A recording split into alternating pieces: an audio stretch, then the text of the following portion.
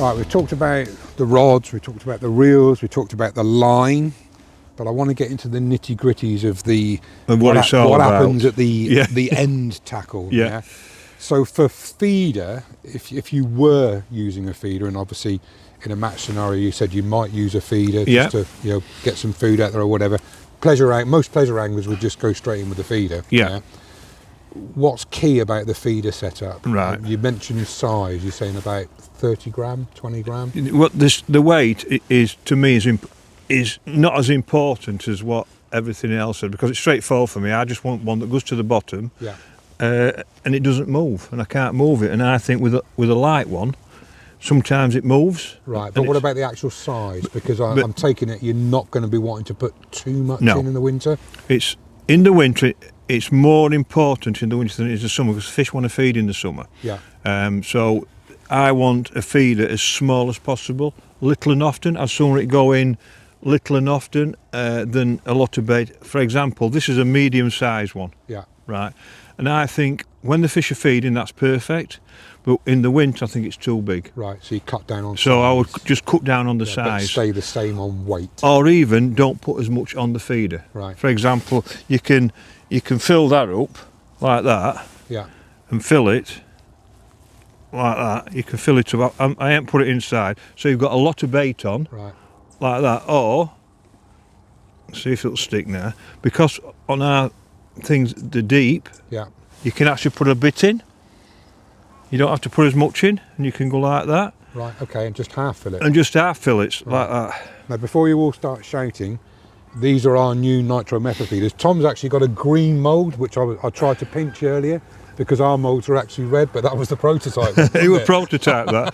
But you see the two different sizes, because that is long, so you can actually fill it up. Right, so or you can put that's quite nifty. Just a bit in the bottom, so you don't have to put as much on. Obviously, when I'm fishing it, and I want the hook bait to be inside that. Yeah. So what I will do is that hook length will be a maximum of 4 inches. Okay. For F1s 3, if it's allowed, the fishery rules. Some fisheries have Why 3 for F1s? Don't know. It just works better. Right. I don't go into why. Right. It's better if you fish for just F1s. A 3-inch hook length makes a massive difference. But for carp, it doesn't. Okay. So to fill the feeder, pretty straightforward. All I do, I get my mould, and I sort of half fill it, or just put a bit in the bottom to cover the bottom. Okay. Make sure it's level. Get my hook bait, put it in the centre, and then I overfill it.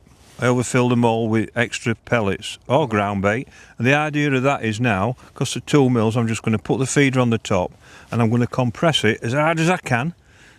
Like that. So I'm going to compress it, and then when I take it out, it's there. It's all a milk bait. Now that hook bait's bang in the middle. It's in the middle, and what happens is, because I think a lot of people put it on the top, but when you put it on the top, what happens is I think when it hits the water, it comes off. Yeah. And it's got to fall all the way to the bottom, and I'm sure that it comes off. Okay. And what I want to do, I want my feeder to get to the bottom, then break up. Right. Okay. And then as that falls down. That's quite neat, because that, in effect, that kind of allows you to regulate the speed it comes off at, obviously with the compression. I don't want anything to come off until my feeder is on the bottom. Then I want the sides to break and go down, and then my hook bait will sat smack in the middle like that. And the fish just come in and go, suck it all up, got you. Okay. And hook yourself. Just tell us about, so summertime, wintertime, different size pellets, different colours, different flavours. No, Does anything make a difference? Usually, all I do, I usually have my micros, which are 2 mils, and I colour some up, different colours, and I put sensate on them, on everything that I do on all my bait. So I've got a flavour in it as well, because I think that's different to anybody else's then. But I like different colours, and people ask me why I like different colours. It's quite simple, really. When you get a hook baits, they're all different colours. Right. You might use a yellow one, a red one, a natural one, a normal pellet. So I like different ones, and I think fish like different coloured baits. Okay. It's as simple as that. So the hook bait itself then, what size for this time of year? Right. It's cold. 4 or a little 6. 4 or a little 6. Yeah. Right. What about the summer? Probably an 8. Right. Okay. Or a big 6. Right. And it's about I think fish, what they do, they come in and they'll just suck the lot off that feed. I really do that. Do you believe in colours? Because there's Massively. a lot of myths about colours. No. I'm a great fan of yellow in in colder conditions. Well, it's funny you said that, because what colour's that? Right, it's like a washed out yellow. It's washed out yellow. Yeah. My number one colour is a yellow. Right. I always go to yellow, but you look round and you see people with pink ones, orange ones, brown ones, just a natural pellet. What you've got to do is, I know for a fact, if you come here at this place, Lindholm, for example, there's about 11 lakes, and I know most of them are yellow, but I know 2 of them you have to put an orange one on. So what I'm saying is that, and that's why I know it makes a difference. Yeah. I think it makes a huge difference, the colour that you've got on. So it's down again, trial and error. Yeah. Work Work it out yourself. To pre-yellow, if you don't catch one, put an orange one on until you find it. Because I promise you that it does make a difference. What about other hook baits? So I mean, most commercials, these carp see pellet all summer. Yes. They get fat on pellet, but come winter, Right. Because of the amount of oil content in some pellets, I know a lot of fisheries now say you've got to use their own pellet. A lot of and that's why I put flavours on. That's have various different pellet, don't they? So what makes the difference? Well, in my head, right, it's as simple as this. If I come in here and there's 20 fishermen on here and they've all got commercial pellets which they've got to get from the fishery, if I put something on them, mine's different to theirs. Yeah. So if a fish wants something a bit different because they go, we've seen them pellets before, but see something a bit different, might by colouring or by flavouring, in my head, I think it makes a difference. Okay. I feel like I'm a bit different. What about the hook bait? So we've talked about the little yellow wafter. Yeah. What other options are there for the winter scenario? Right. When I go fishing, I'm not interested in what Tommy Pickering wants. I'm interested in what Mr. Fish wants. Yeah. That's the only thing I'm interested in. I don't care what hook bait I've got on. So the first thing I do when I go to a fishery, especially in the winter, I look at the colour of the water. Mm-hmm. And that determines a lot of times how I'm going to fish. For example, the colder it gets, the clearer it gets. And the best 2 baits are bread and corn.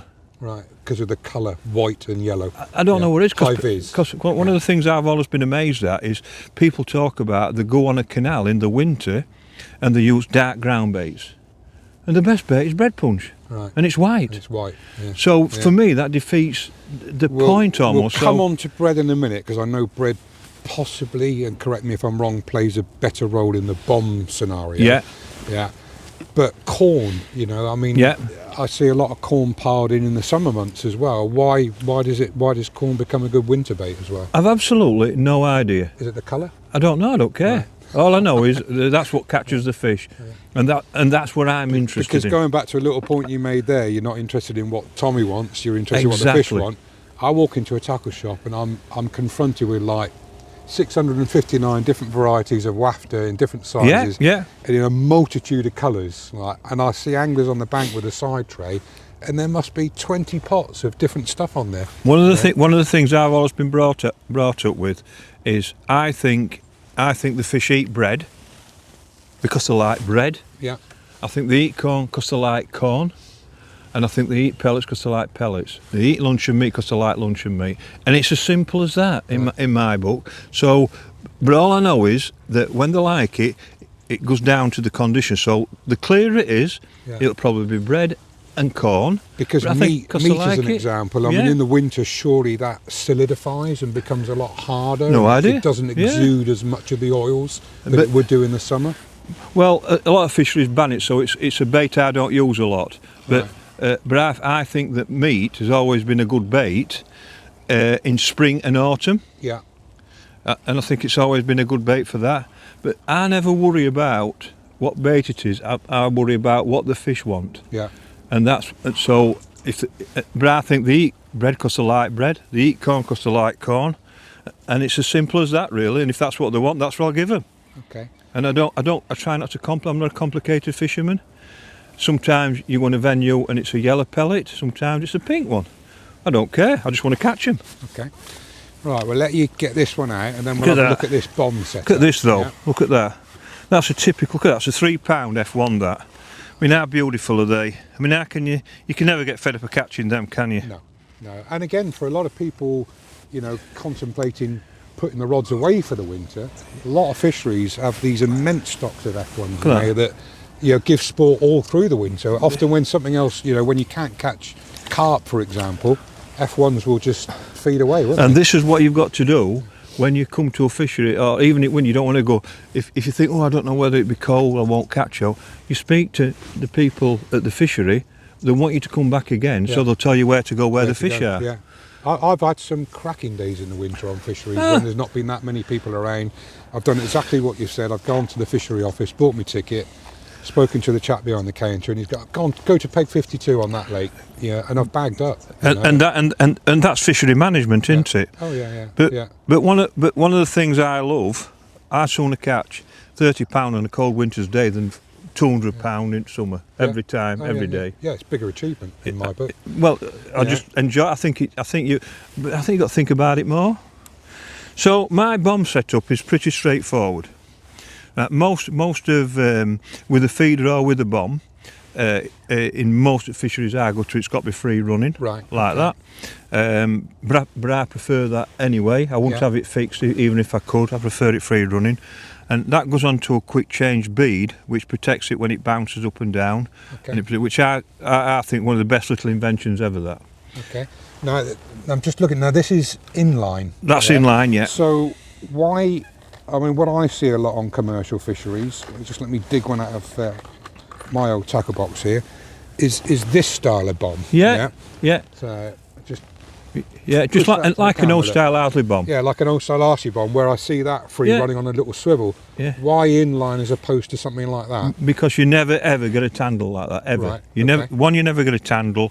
One, it's running onto the bead, so it protects it bouncing up and down. And I don't think there's any resistance on anything. I think it's just no resistance, just simple. Okay. Now the other thing I see, and you've got it into your feeder now, is the longer stem. Yeah. With this style of lead on it. Yeah. Why fish a short dumpy as opposed to a longer stem? I honestly doesn't think it matters one little bit, and I'm casting a short distance. I don't think it matters. Okay. That long stem on that feeder was for fishing a distance. When I'm fishing short, I don't think you need it. Okay. Now the size of the bomb, that says a third of an ounce or 10 grams. Yeah. I think it's a bit more than that personally. Yeah. I think you need 10 to 20 grams for up to 30 metres. Yeah. And the size of the bomb is only about the distance that I'm fishing. Right, okay. So if I were going to the far bank, I'd probably put the next size weight up, probably 25 or 30 gram. Right. But I use a 10. It says 10 on it, but I promise you it's a bit more than that. Okay, let me bring something else into the scenario then. What I often hear from match anglers is I know what that you're going to say. little bomb, when it goes in, it's plop. Yeah. And it's sound. Yeah, I think it's a load of rubbish. Is that important or not? I don't think so, no. Right, okay. I think it's about, I want something on, right, where I can cast at different spots all the time. Yeah. I know people believe that, but also, if that's what they believe in, there's nothing wrong with that. Yeah. I don't. Okay. All I'm bothered about is putting mine in the middle of the loose feed that I'm putting. It's just a personal thing. Now, something you said earlier, now most modern day reels, in fact all modern day reels now, they have a clip on them. Yeah. And again, I'll often go to a commercial to do filming or just a day's fishing or whatever, and I see people constantly going to the same spot, same spot. That's not the case in the winter, is it? The worst thing you can do. Yeah. The clipper is a great product for casting to things, but when you're casting into open water in the winter, it's the worst thing you can have is a clip. And but most people can't cast in without a clip, so I understand and appreciate that. So you've got to be more versatile, because I think in the winter when it goes plop plop plop out down the same hole, I think they go, oh, just a minute, and back off and it. they back off it. Yeah. Whereas I think when I cast without a bomb, I cast in an area, like maybe it's size of a small car, and I think they swim to it. So for the pleasure angler, I mean, he's got a lot of water to look at, because the fishery may be quiet. You know, I mean, as an example, pleasure fishing today, I mean, you could go left, you could go across to the open water there, far bank there. You've got various different lines here, haven't you? Well, the other thing as well, I'm finding them pellets in, and they're not all going into a bucket. Right. You know, because I'm casting them 20 yards, they're going into probably 2 metres square. Yeah. They're covering an area, so as long as I'm in that 2 metre square, I'm quite happy. Okay. I'm comfortable. Right. That's why I don't fish with the clip. But you've also got to remember, I'm very old school when it comes to that. So, because I've been brought up with no clips on reels. Go back to the beginning then. So let's say in a match scenario, for whatever reason you've started off on the feeder, you've actually put some bait out there now to start off with. Are you going to stay on that area all day with a feeder or not? Or are you going to search with your feeder? Oh, no. I will cast with the feeder. If I'm catching, I'll continue. Don't come off feeding fish. Yeah.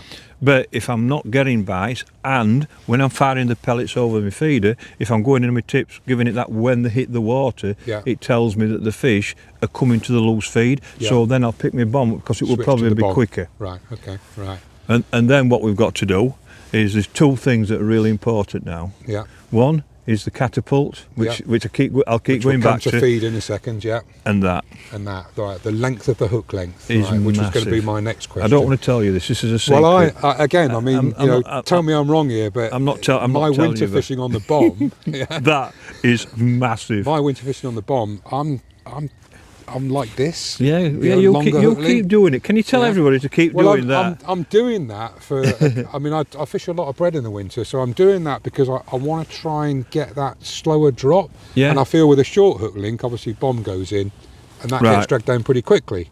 But over to you. Right, that is really important. Right, and that today is 7 inches long. Okay. Right, that one. And the reason for that is that at the moment on here I think is the right length. Now I get your point of when they come into it, but that doesn't often happen because most fish take your pellet on the bottom. Yeah. So the longer it is, there's more line, and they get chance to spit it out. When sometimes I'll have it there. I have it there. And which is the side of the bomb. I have it really short, and it makes a massive difference. Well, I was just going to ask that because going back to your rule applying to F1s, where it's like on the method feeder, 4 inch for carp, 3 inch for F1s. Would you vary that if you were catching a lot of F1s? I vary it all the time until I find out the one that's right. Because what happens, people think that goes to the bottom and that goes like that. It doesn't, it goes dunk. Like so I've got all that loose line that they've got chance to spit that out. But it can be too short. You've got to get the happy medium, and I know at the moment so usually my hook length for a pellet is between 6 and 8 inches. With a corn it's always 8 inches. And with bread, it's probably 12 inches. Right.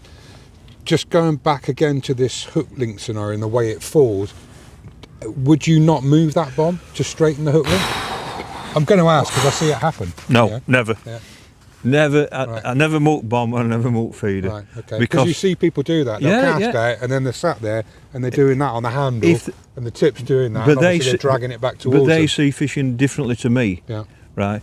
And if they catch fish that way and they're comfortable doing that, I don't have a problem with it. That's their way. My way isn't. Right. But this is about catching more fish. It's about it's about what's right for you as a person. And so I don't. All I do once I've got that right, and that it's really critical that most people have that too long, in my opinion. So I don't want to tell them that. Right? So we'll cut that out of the video, right? Your hook link's not too long. You carry on fishing as you're fishing. And then all I do really, I'll not feed this point, but I'll pick my spot where I'm fishing. Where it is, I just cast it in the middle like that, where I think the pellets have gone. It's plop, it's gone down, it's hit the bottom, and then all I do, it don't matter what happens now, as long as I don't move it.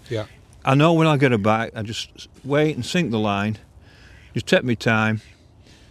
Don't matter how long, because if I get a bite now, I'll feel it. And if I get one now, then that tells me that it's followed it straight down and it's in the loose feed. And then I'll put it down, and I put it down, and I don't want the tip bent at all. I like it slack, but the line tight. I mean, that's another thing as well. See too many times, like going back to what I said just now, the cast out. And then they're on the handle. And no. The tip and everything, and then you're looking at the tip, and the tip's like that. I want the line tight, but the tip slack. And the only time there'll be a bend in it is there's a natural toe on the water, and I can't do nothing about that. And all I do then, I sit, and then now all I've got to decide is, it's on the bottom. The bait's on the bottom. What I've got to do is decide now how I'm feeding it. And that is the key. Is what that is all about. Right. Well, and then when it's in like that, you can pick a cup of tea up, and you don't have to look at it because you'll see it real going round when you get a bite. I was just going to say, let's have a cup of tea, catch another one, and then we'll talk about feed. And it is the number one thing. Okay.